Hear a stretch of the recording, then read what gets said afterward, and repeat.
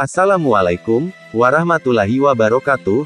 Kali ini nasihat kisah, rahimakumullah, akan menyembahkan kisah karomah Syekh Abdul Qadir Al-Jailani. Syekh Abdul Qadir Jailani adalah seorang ulama yang sangat dihormati. Ulama Persia yang sangat dihormati oleh mayoritas umat muslim di India dan Pakistan ini disebut sebagai wali yang mempunyai banyak kelebihan. Ia pun mendapat banyak julukan seperti penghidup agama dan Gaus-e-Azam atau orang suci terbesar dalam Islam. Selain itu, Abdul Qadir Jailani dikenal rajin pendakwah mendirikan tarekat Qadiriyah. Para sejarawan berbeda pendapat terkait hari kelahiran Abdul Qadir Jailani lahir. Ada yang berpendapat pada 1 Ramadan, ada pula yang meyakini pada 2 Ramadan. Umumnya, para sejarawan sepakat bahwa Abdul Qadir Jailani lahir pada 2 Ramadan 470 Hijriah atau tanggal 18 Maret tahun 1077, di kota Naif, yang berada di selatan Laut Kaspia, Iran. Inilah beberapa karomah Syekh Abdul Qadir Jailani. Syekh Abdul Qadir Al-Jailani juga dikenal karena karomah-karomahnya. Di antara karamah yang dimiliki Syekh Abdul Qadir Al-Jailani adalah bisa mengetahui kesucian para santrinya. Sebagaimana dikisahkan oleh Abu Najjar, bahwa pada suatu hari, pernah ada orang dari Jilan, yang nyantri di madrasah Syekh Abdul Qadir. Anak ini datang kepada Syekh untuk belajar fikih.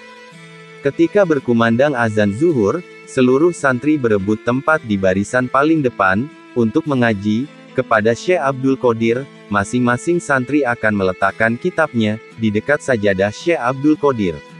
Santri yang meletakkan kitabnya di dekat sajadah itu akan mendapat giliran pertama untuk mengaji dengan Syekh Abdul Qadir selepas salat zuhur.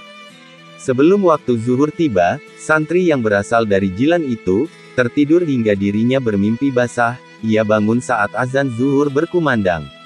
Karenanya ia tidak sempat mandi besar. Seandainya ia mandi terlebih dahulu, maka ia tidak akan mendapat giliran pertama untuk membaca kitab di hadapan Syekh Abdul Qadir. Sehingga, santri tersebut memutuskan untuk langsung mengikuti pengajian tanpa mandi junub terlebih dahulu. Santri itu langsung ke masjid dan meletakkan kitabnya di dekat sajadah Syekh Abdul Qadir. Namun, saat baru saja mau membaca kitab, tiba-tiba Syekh Abdul Qadir berkata, "Pergi mandi dulu kamu." Ia menyadari bahwa sang guru mengetahui jika dirinya belum sempat bersuci setelah mimpi basah. Saat itu juga si santri langsung pergi keluar masjid untuk mandi.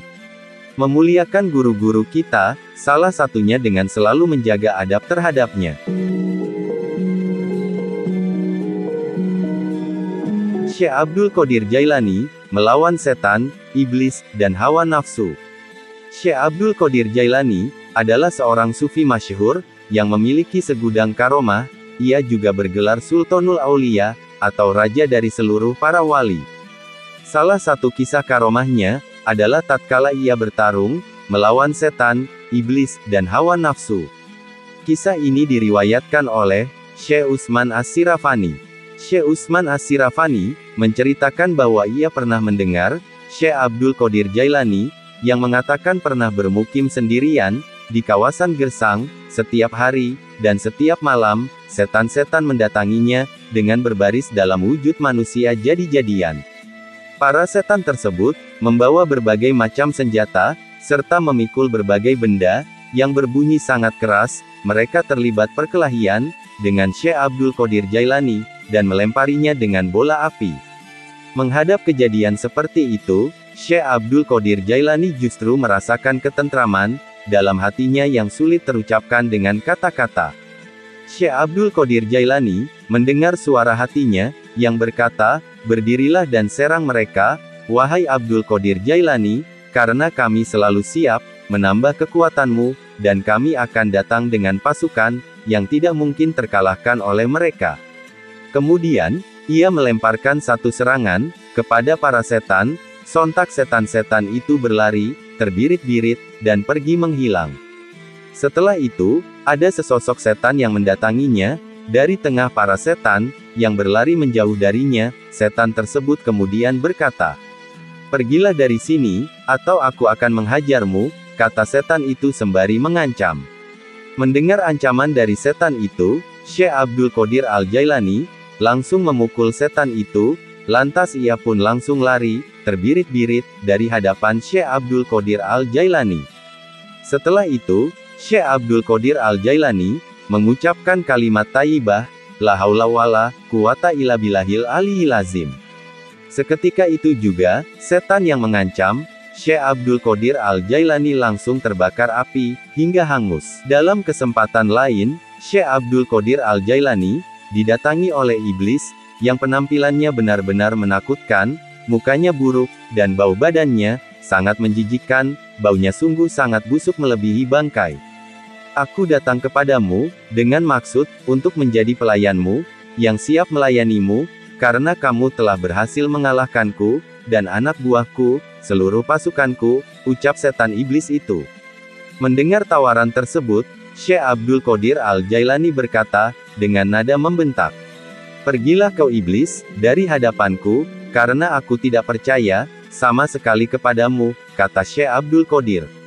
Seketika ada sebuah tangan, turun dari sisi iblis, dan memukul tengkorak kepalanya, dengan sangat keras. Hal ini membuat iblis terjatuh, dan melesat ke dalam tanah, dia pun menghilang tanpa jejak.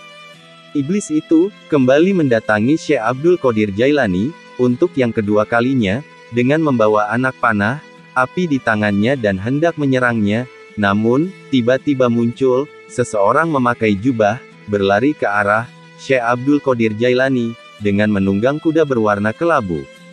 Dengan tangkas orang berjubah itu, melemparkan pedang, kepada Syekh Abdul Qadir Jailani.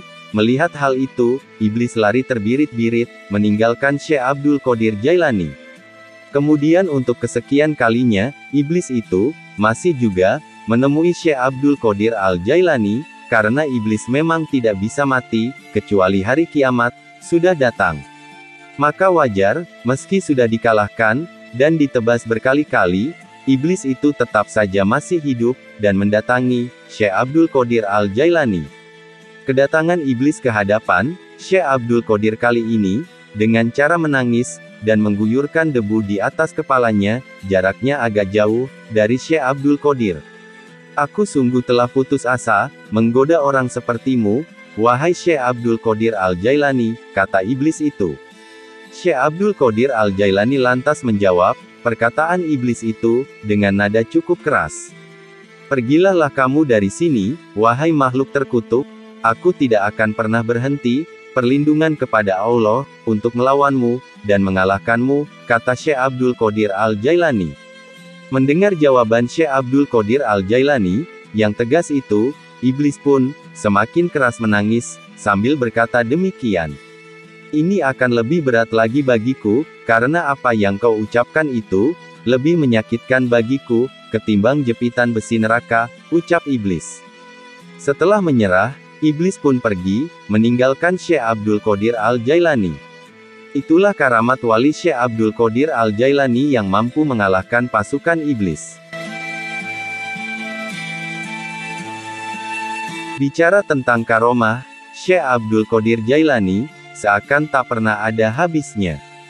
Salah satu dari sekian karomah beliau, yang terbilang dahsyat, adalah saat merebut ruh, yang sudah dicabut dan dibawa malaikat maut. Abu Abbas Ahmad Rifai, meriwayatkan, ada seorang tamu, Syekh Abdul Qadir, yang meninggal dunia. Kemudian istri sang tamu itu, datang menghadap beliau, mengadukan kematian suaminya, sambil menangis. Melihat kejadian itu, timbullah belas kasihan, dalam hati beliau, karena ratapan tangis itu. Lalu pada sore harinya, terbanglah Syekh Abdul Qadir Jailani, ke angkasa, mengejar malaikat maut, yang sedang berada di langit, membawa keranjang maknawi, yang penuh berisi ruh-ruh manusia. Karena pada saat itu, malaikat maut, baru saja menyelesaikan tugasnya, mencabut nyawa manusia, yang sudah sampai ajalnya pada hari itu. Kemudian Syekh Abdul Qadir Al-Jailani, meminta kepada malaikat maut, agar menyerahkan nyawa muridnya, kepada Syekh Abdul Qadir Al-Jailani. Syekh Abdul Qadir Al-Jailani, memberikan pilihan lain, kepada malaikat maut itu, untuk mengembalikan nyawa muridnya, pada badannya semula. Akan tetapi, permintaan Syekh Abdul Qadir itu ditolak, oleh malaikat maut. Terjadilah saling rebut kantong, berisikan semua ruh, yang diambil malaikat maut, maka dengan kekuatan yang diberikan Allah, kepada Syekh Abdul Qadir, akhirnya mampu merebut kantong tersebut, namun kantong itu, sudah tak utuh, sobek di semua sisinya, dan ruh yang ada di dalamnya, berhamburan keluar, kembali ke dunia mencari jasadnya sendiri, termasuk ruh santri, Syekh kembali ke jasadnya semua. Akhirnya semua orang yang meninggal dunia, di hari itu, menemukan kehidupannya kembali, termasuk santri Syekh Abdul Qadir. Malaikat maut, mencoba bermunajat kepada Allah, mengadukan apa yang telah terjadi. Ya Allah, Engkau Maha Tahu, terhadap apa yang telah terjadi, antara aku, dan kekasihmu, walimu, Abdul Qadir. Dengan kekuatan kewaliannya, dia telah merebut semua arwah, yang aku ambil pada hari ini, wahai malaikat maut, kenapa tidak kau serahkan ruh santri kekasihku, gara-gara hanya satu ruh, semua ruh kembali ke jasadnya, kata Allah, kepada malaikat maut. Menyesallah malaikat maut, dengan kejadian ini. Tentu semua ini bukanlah berkat, kesaktian Syekh Abdul Qadir, namun semua ini terjadi atas izin, Allah terhadap sang kekasih tercinta. Kisah karomah, Syekh Abdul Qadir Jailani, menghidupkan kembali ayam yang sudah jadi tulang belulang, menyimpan banyak hikmah. Syekh Abdul Qadir Jailani, adalah imam yang zuhud dari kalangan sufi. Dilansir dari Jatman, dalam buku menyimak biografi pendiri Thariqah Al-Mutabaroh, diriwayatkan, bahwa ada seorang perempuan datang, menghadap Syekh Abdul Qadir Al-Jilani, dengan mengantarkan anaknya, untuk berguru dan mempelajari ilmu suluk. Setelah sang ibu, menyampaikan maksud kedatangannya, untuk menitipkan sang anak, agar mendapatkan ilmu yang bermanfaat, Syekh Abdul Qadir Jailani pun, memberikan pesan. Syekh Abdul Qadir Jailani, memberikan nasihat, kepada sang anak, agar bisa belajar dengan rajin, dan sungguh-sungguh. Selain itu, sang anak belajar dan beribadah, dengan rajin, mengikuti cara-cara orang salaf. Sang anak tersebut, langsung dibawanya untuk berdiam diri, di ruang bagian halwat, ibu si anak pun langsung pulang. Singkat cerita, setelah beberapa bulan mondok, sang ibu ingin melihat kondisi sang anak, di majelis, milik Syekh Abdul Qadir Jailani. Sesampainya di tempat Syekh Abdul Qadir Jailani, perempuan tersebut bergegas menuju, tempat anaknya. Sang ibu kaget, mendapati kondisi tubuh anaknya, yang kurus kering. Ia pun mencari tahu, apa yang dimakan anaknya, sehingga tubuhnya kurus. Usut punya usut, setiap hari anaknya hanya makan, roti kering dan gandum secukupnya. Ia pun bergegas ke dalam, Syekh Abdul Qadir Jailani, bermaksud ingin menyampaikan protes, atas kondisi anaknya yang memprihatinkan. Betapa kagetnya sang ibu, saat masuk ke kediaman, Syekh Abdul Qadir Jailani, ternyata ia melihat di hadapannya, tulang belulang ayam. Ia berpikir, tulang ayam tersebut, bekas atau sisa makanan Syekh Abdul Qadir Jailani dan keluarga. Ibu tersebut berkata, menurut penglihatan saya, Tuan Syekh makan dengan makanan yang serba enak, sedang anak saya, badannya kurus, karena makannya hanya, bubur gandum dan roti kering, untuk itu apa maknanya sehingga ada perbedaan. Mendengar perkataan itu, lalu Syekh Abdul Qadir, meletakkan tangannya, di atas tulang-tulang ayam sambil berkata, berdirilah dengan izin Allah, yang menghidupkan tulang belulang yang sudah hancur. Lalu berdirilah tulang belulang itu, menjadi ayam kembali sambil berkokok. Tidak ada Tuhan selain Allah, Muhammad utusan Allah. Syekh Abdul Qadir Al-Jilani lalu berkata pula, kepada ibu dari muridnya tersebut. Kalau anakmu, dapat berbuat seperti ini, maka ia boleh makan seenaknya asal halal. Ibu tersebut, merasa malu, kepada Syekh Abdul Qadir, dan memohon maaf atas prasangka buruk, dengan keyakinan yang bulat, ibu tersebut, menyerahkan anaknya kepada Syekh Abdul Qadir untuk dididik.